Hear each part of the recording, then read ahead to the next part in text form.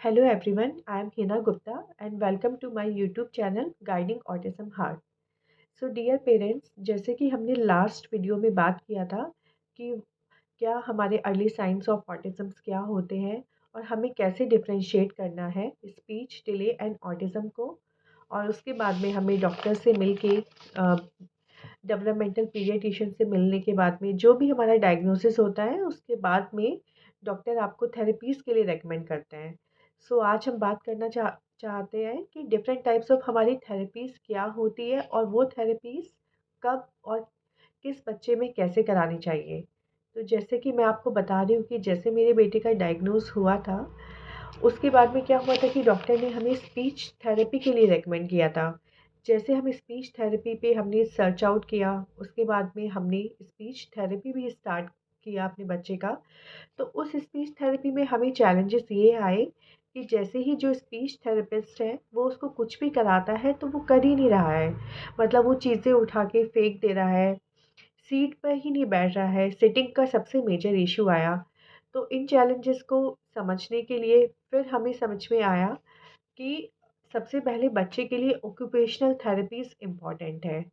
तो हमें थेरेपीज़ को भी समझना ज़रूरी है क्योंकि बच्चा हाइपर एक्टिव है, बच्चे में बिहेवियर इश्यूज़ है और हम उसको डायरेक्टली अगर स्पीच थेरेपी स्टार्ट कर रहे हैं तो आई थिंक मेरे केस में मुझे उससे एकदम से कुछ बेनिफिट नहीं हुआ क्योंकि once the child should be settled. सबसे पहले हमें बच्चे को सेटल करना है तभी हम उसको कुछ सिखा पाएंगे। वो हमें आई टू आई अटेंशन दे, हमें थोड़ा उसको सेटल करना है, उसके बाद ही हम सिखा पाएंगे। तो जैसे कि मैं आपको बताना चाह रही हूँ कि डिफरेंट टाइप्स ऑफ थेरेपीज़ होती है। सबसे फर्स्ट हमारी होती है occupational therapy, then speech therapy, एक होती है ABA therapy, applied behaviour analysis, and fourth one is special education. और भी मल्टीपल टाइप्स की थेरेपी होती है, एडीएल होती है, एडेप्टिव लैंग्वेज होती है। तो ये डिफरेंट टाइप्स की थेरेपीज़ होती है। लेकिन मैं सबसे पहले यही बताना चाहूँगी कि सबसे पहले जो मतलब मुझे लगा अपने बच्चे के केस में occupational therapy is more important क्योंकि इन बच्चों में क्या होता है कि सेंसरी ओवरलोड होता है, सेंसरी इश्यूज होते हैं। जैसे कि अब what is sensory sensory issues क्या होता है, जैसे कि अगर कहीं पे भी तेज़ आवाज़ होती है तो बच्चा कान पे हाथ रखता है, तो वो नॉइज़ के लिए ओवर सेंसिटिव होता है। और उसमें क्या होता है कि ये बच्चे क्या रहते हैं कि डिफरेंट सरफेसेस को, जैसे वॉल को टच करते रहते हैं या अपनी बॉडी को टच करते रहते हैं, डिफरेंट टेक्सचर्स फील करते हैं। और समटाइम्स कुछ बच्चे क्या करते हैं कि आइज़ को ब्लिंक करते रहते हैं, आइज़ ब्लिंक करते हैं। तो ये जो और एक जगह बैठ कुछ बच्चे ऐसे होते हैं कि एक जगह बैठते नहीं है, भागते रहते हैं, सोफ़े पे, बेड पे जंप करते रहते हैं, रोलिंग करते रहते हैं। तो ये जो सारे सिम्पटम्स हैं, ये सेंसरी इश्यूज़ होते हैं बच्चों में।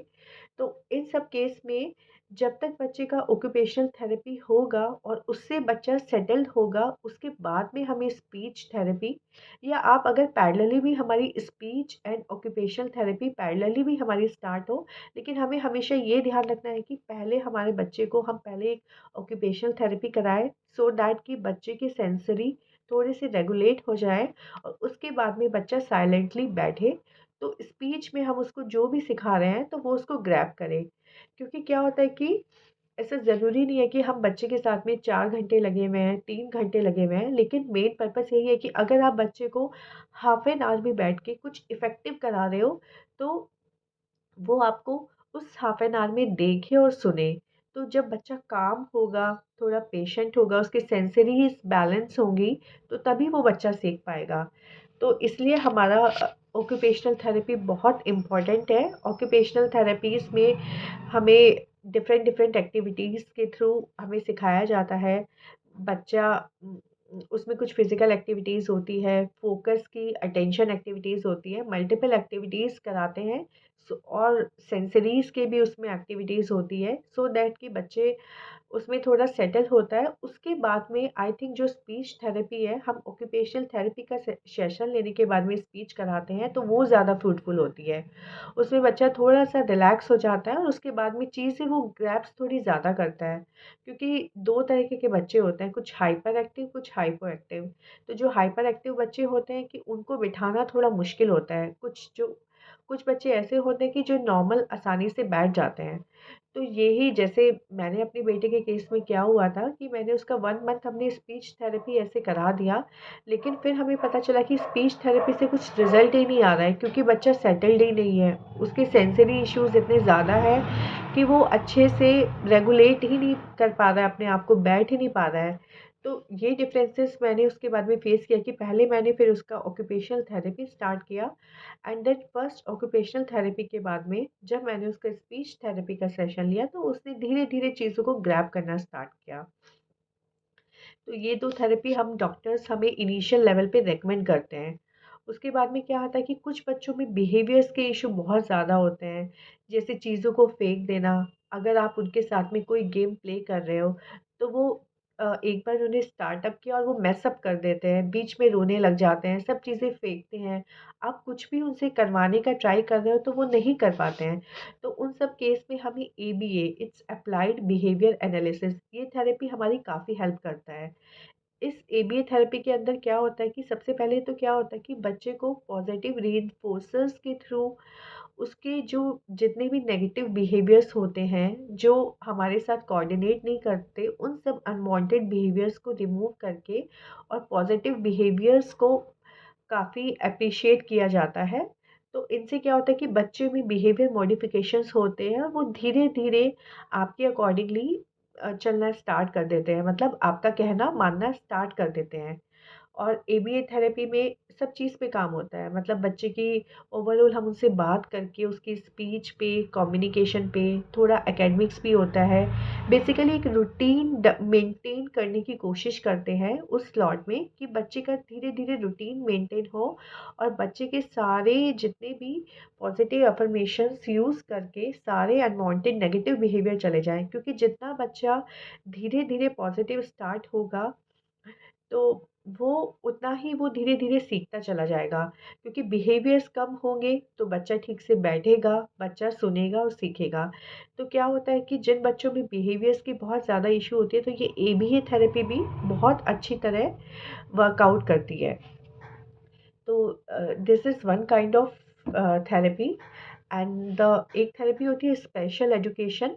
उसमें क्या होता है कि बच्चों को मतलब ऐसा स्पेशल एजुकेशन में बच्चों को थोड़ा-सा मतलब स्पेशल एजुकेशन से आपको समझ में आ रहा होगा कि बच्चों की जो एकेडमिक्स है उसके ऊपर काम किया जाता है। जैसे छोटे बच्चों के जो माइलस्टोन होते हैं, लेकिन उसमें हमारा क्या होता है कि सीधा बच्चों को ऐसे हम कॉपी पे मतलब आइडेंटिफ़ाई करना, वो थोड़ी बड़ी एज के लिए हो जाता है। मतलब जैसे 3 इयर्स बच्चा जब थोड़ा-सा बोलने लग जाता है, स्पीच आ जाती है, ल उसके बाद हम स्पेशल स्टार्ट करते हैं। लेकिन ऐसा नहीं है कि बच्चे को सीधा कॉपी पेंसिल डायरेक्टली दे दिया, मतलब इंटरैक्टिव वे में, खेल-खेल में हम उसको उनके कॉन्सेप्ट्स को क्लियर किया जाता है और उनको पढ़ाया जाता है। तो ये अलग-अलग टाइप की थेरेपीज़ होती है। तो लेकिन मैं यही बोलूँगी कि इनिशियली अगर आपका बच्चा सवा 2 साल का है या अप टू ढाई पौने 3 साल तक, आपको एकदम स्पेशल एड में जाने की ज़रूरत नहीं है। सबसे इम्पोर्टेंट आपकी ऑक्यूपेशनल एंड स्पीच थेरेपीज़ होती है। और इन केस अगर बिहेवियर्स बहुत ज़्यादा है तो आपको एबीए भी थोड़ा-सा लेना होगा। लेकिन मैं पेरेंट्स आपको यही गाइड करूँगी कि इनिशियल फेजेज़ में आप ये थेरेपी लेइए और आप ये टारगेट रखिए कि आप उनके साथ में थेरेपिस्ट के साथ में सीखते चलें। क्योंकि पेरेंट्स एज़ वी नो कि थेरेपीज़ बहुत ज़्यादा कॉस्टली होती है और उनको लॉन्ग टर्म तक अफ़ोर्ड करना पेरेंट्स के लिए बहुत मुश्किल होता है। तो जितना हम उनके साथ में लर्निंग करेंगे थेरेपिस्ट के साथ में, और आप उनसे रिक्वेस्ट कीजिए कि जैसे आजकल थेरेपी सेंटर्स पे क्या होता है कि मोस्टली थेरेपी सेंटर्स पर they are not allowed to sit inside the room. तो आप उससे थोड़ा-सा रिक्वेस्ट कीजिए कि मतलब आप ये कह सकते हैं कि आपका ऑब्जेक्टिव किसी का मिस्टेक निकालना या उसमें आप अच्छा करा रहे हो, नहीं करा रहे हो, ये सब नहीं है। हमारा ऑब्जेक्टिव है कि सर हम आपके साथ में बैठ के चीज़ें देखना चाहते हैं, सो दैट कि जितना आप वहाँ से कुछ सेशंस में सीख के आओगे, वो चीज़ आपको घर पे इफ़ेक्टिवली बच्चों के साथ में 2-3 आवर्स लग के वो आपको रिपीट कराना होगा। क्योंकि हमारा पर्पस यही होना चाहिए कि उन थेरेपीज़ से हम सीखें, और जब तक आप उन चीज़ों को आके घर पे रिपीट नहीं कराओगे, तो बच्चों में चेंजेज़ आपको देखने के लिए नहीं मिलेंगे। मैं अगेन पेरेंट्स आपको यही बोलती हूँ कि मेहनत हमें बहुत ज़्यादा करना पड़ेगा और बच्चों में तभी इम्प्रूवमेंट्स आते हैं, लेकिन डेफ़िनेटली इम्प्रूवमेंट्स आते हैं। तो ये सब जितनी भी थेरेपीज़ है, हमारा पर्पस होना चाहिए कि वहाँ से हम जाके उनसे थोड़ा-सा रिक्वेस्ट करें, अगर वो हमें अलाउ भी नहीं कर रहे हैं।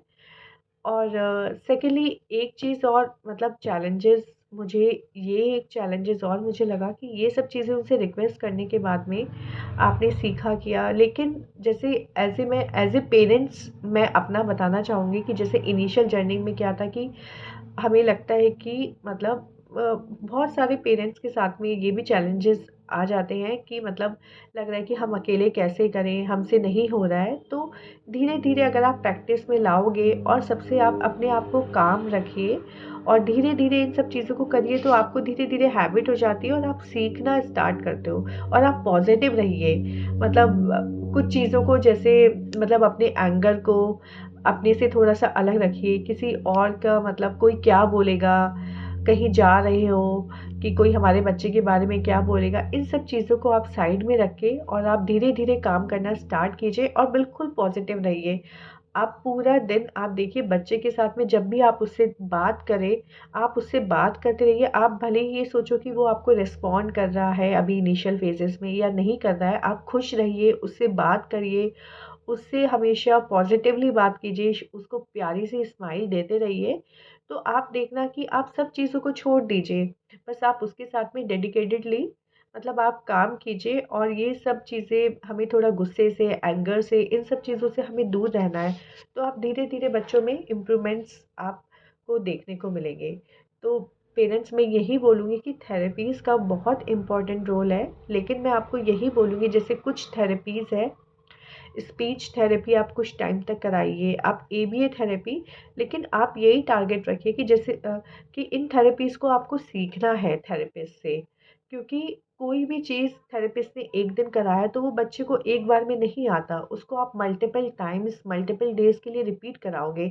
तो हर चीज़ में आप यही फ़ोकस रखिए कि आप वहाँ से कुछ सीख के आइए, उसके बाद प्लान करिए और उसको मल्टीपल टाइम रिपीट करिए।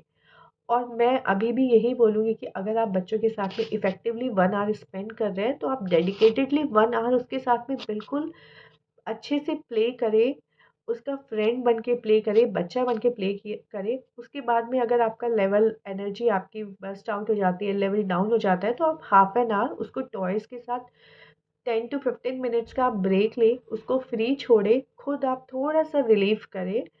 लेकिन जितनी देर आप उसको जो भी चीज़ कराएँ, तो उस टाइम पे आपको ध्यान रखना है कि आप अपना फ़ोन साइड में रखें या साइलेंट करके रखें। मतलब हमें जितना भी कराना है, इफ़ेक्टिवली कराना है। भले ही आप थोड़ा कम-कम स्लॉट्स कराएँ और जब भी बच्चे से बात करें, आप प्यार से एकदम कूल एंड काम होके बात करें और परेशान हमें नहीं होना है। घर का एनवायरनमेंट अच्छा रखना है हमें। और ऐसा नहीं कि हम ऐसे मतलब जैसे सभी जानते हैं कि लाइफ है कि हम साथ में अपने पार्टनर्स को ब्लेम नहीं कर सकते कि आप टाइम दे रहे हैं, नहीं दे रहे हैं। सबकी सिचुएशंस डिफरेंट है। तो आई थिंक मैं यही समझती हूँ कि रोल सबका है, लेकिन मदर को ज़्यादा इफ़ेक्टिव रोल प्ले करना है कि आप कंप्लेन से और गुस्से से, इन सब चीज़ों से बच के आप ये डिफरेंट थोड़ा-सा आप ये प्रोसेस स्टार्ट कीजिए और खुद भी सीखिए। वहाँ से आप कैसे भी करके ये सब चीज़ें सीखिए और घर पे आके थोड़ा-थोड़ा आप प्लान बनाइए छोटी-छोटी चीज़ों का कि आज मैंने स्पीच थेरेपी में मुझे थोड़े से बच्चे को ये पार्ट कराना है, तो आप उसका नोट कराइए कि आप कितने दिन तक आप अपनी प्लानिंग्स करके रखोगे, नोटबुक में नोट करके रखोगे कि ये मेरा एक छोटा-सा प्लान बनाइए कि ये मेरा 1 वीक के प्लान है। इस 1 वीक के प्लान में मुझे बच्चे को आइडेंटिफ़ाई कराना है, जैसे छोटा बच्चा है 2.3 फ्रूट्स के मुझे आइडेंटिफ़ाई कराना है या वेजिटेबल्स आइडेंटिफ़ाई कराना है। तो आप छोटे-छोटे अपने प्लान्स रखिए और छोटे-छोटे स्लॉट में उनको काम करिए और पॉज़िटिव रीइन्फोर्सर करते रहिए, चीयर अप करिए। मतलब ऐसे अगर बच्चा कोई भी छोटी-सी चीज़ के लिए रिस्पॉन्ड करता है तो आप उसको हम उसको चीयर अप करेंगे। अरे वाओ! वेरी नाइस, आपने ये किया है, give them a high five. आप बच्चों को हाई फाइव दीजिए, हग कीजिए। इन सब चीज़ों से आप देखोगे कि बच्चों में बहुत इम्प्रूवमेंट्स आते हैं। लेकिन हाँ, मैं ये बोलूँगी थेरेपी भी बहुत इम्पोर्टेंट है। साइड बाय साइड हमको उसको सीखना है और रेपिटेटिव करना है। थेरेपी में सेंटर्स में जाने का पर्पस ये है कि वहाँ से आप सीख के आइए, क्योंकि एज़ ए लॉन्ग रन में हम कब तक थेरेपी नहीं ले सकते। तो आप ये है कि बेसिक वहाँ पे करवाते रहिए और खुद सीखते रहिए। So thank you parents.